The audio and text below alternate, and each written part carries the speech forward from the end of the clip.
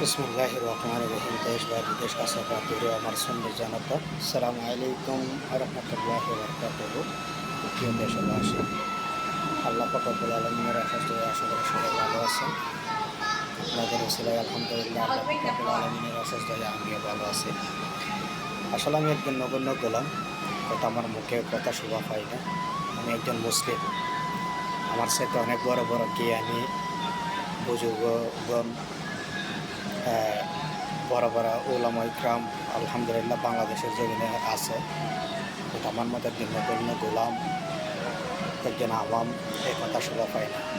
এরপরেও বলি আমি একজন মুসলিম এবং আল্লাহর বান্দা, রাসূলের উম্মত। তো আসলে আমরা বাংলাদেশে জন্ম, বাংলাদেশে বড় হয়েছি, কিন্তু আরব কান্ট্রিতে এসে আমরা জীবনযাপন করতেছি। হয়তো আমাদের বয়স যতটা হয়েছে না, তের চাইতে অর্ধেক খাড়াইছি পব বাংলাদেশে, আর অর্ধেক খাড়াইতেছি প্রবাসে। কিন্তু আমাদের মাতৃভূমিটা হচ্ছে বাংলাদেশ। তো আমরা আরব কান্ট্রিতে যে কোনো ডিস্ট্রিক্টে কান্ট্রিতে গেছি, মুসলমান উভয় কিন্তু এক। আমাদের বাংলাদেশে যেমন তরিকতর ফেকনা আছে, সেম টু সেম কিন্তু আরব কান্ট্রিতেও আছে, নাই যে তাই না। আমাদের বাংলাদেশে যেমন তরিকত নিয়ে ভেদাভেদ, বিশ্বের আরব কান্ট্রিতেও সেম তরিকত ভাগাভাগি আছে, কিন্তু কেউ কাউকে আঙ্গুল তুলেও দেখায় না, কেউ কাউকে গীবতও করে না, কেউ কাউকে নিয়ে আলোচনা করে না। যে যাত্রার মতো ইসলাম পালন করো, আল্লাহকে মানো, রসুলকে মানো, বলিদেরকে মানো, যাত্রার মতো। কিন্তু এগুলো নিয়ে কারো বিদাত, কারো হাঙ্গামা, কারো ঝগড়াঝাটি, কারো গীবত, কিচ্ছু বলতে নেই। কিন্তু যতটা আছে আমাদের বাংলাদেশে আছে। যত আলেম ওলামারা বাংলাদেশে আছে, আমার মতো নগণ্য গোলাম যারা আছে, যারা প্রবাসের মাটিতে আছে, আসলে তারা দেখিয়ে গেছে। যারা মসজিদে নামাজ পড়তে যায় না, অনেকে আছে আডুর উপর কিন্তু কাপড় তুলেও জোগানে, কিন্তু আমাদের বাংলাদেশের ভিতরে মসজিদে ঢুকতে দেবে না। তো আমাদের দেশের মধ্যে সবাই নিয়ে বন্ধ করেই নামাজ পড়ে, যে তরিকাতে হোক না কেন, কেউ শিনের উপর বাঁধে, কেউ নাভির উপর বাঁধে। এগুলো নিয়েও আমাদের দেশের মধ্যে অনেক ফেকনা এবং ঝগড়া ফ্যাসাদ গীবত এগুলো থাকে। কিন্তু আপনি আরব কান্ট্রিতে এসে নামাজ পড়েন, দেখেন যে যাত্রার মতো। কেউ নিয়ত বাঁধতেছে, কেউ বাঁধতেছে না, কেউ শিনের উপর বাঁধতেছে, কেউ নাভির উপর বাঁধতেছে না, কেউ হাত ফালা রাসারা করতেছে, কেউ কাউকে কিছু বলতেছে, কেউ কাউকে কিছু বলতেছে। তা আমাদের বাংলাদেশে কেন বলার দরকার? বা শাস্তি দানের মালিক আল্লাহ না, আমাদেরকে জান্নাত দানের মালিক আল্লাহ। উভয় দুনো আল্লাহ পাক রব্বুল আলামিন রাখছে এবং কোরআনে রাখছে, ঠিক আছে? তো আমাদের হাইতার মালিক, আমাদের মতের মালিক, আমাদের রিজিকের মালিক সব আল্লাহ পাক রব্বুল আলামিন। আমাদের ওসিলা দাদা হয়েছে রাসূলুল্লাহ পাক সাল্লাল্লাহু আলাইহি ওয়াসাল্লাম, ঠিক আছে? আমরা ওনাকে স্মরণ করি, ইমাম হোসেনকে স্মরণ করি।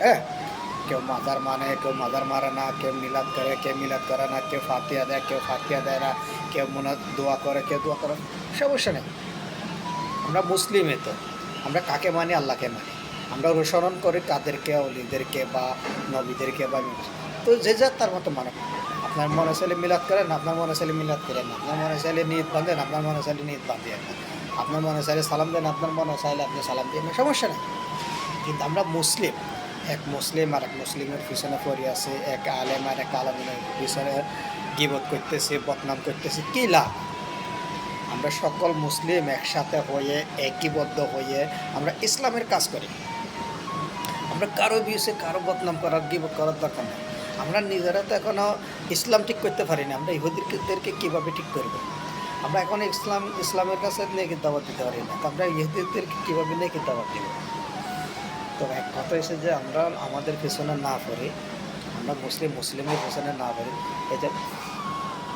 এই যে দেশের মধ্যে আল্লাহর রহমতে জামাতগণ, সুন্নিগণ, তৌহিদি জনতা, বিভিন্ন সংগঠন এক অপর আর এক অপরকে হেল্প করতেছে। এই যে এত বড় বন্যা গেছে, আচ্ছা হেল্প করতে কি কেউ দেখছে? কে জামাত, কে শিবির, কে সুন্নি, কে ওয়াবি, কে বাতের, কে ফেরকা, কে ইহুদি? আসলে কেউ কি এগুলো কি যাচাই করছে? আমরা অনেক সুন্নি বলি ওয়াবির টাকা নিয়ে যাবে না, ওয়াবি বলে সুন্নিদের টাকা নিয়ে যাবে না, হাম্মামে ইউজ করতে হইব, পায়খানা ইউজ করতে হইব, ওই টাকা খাওয়া যাইত না, ওই টাকা হারাম, ওই টাকা ওই জায়গায় দেওয়া যেত না।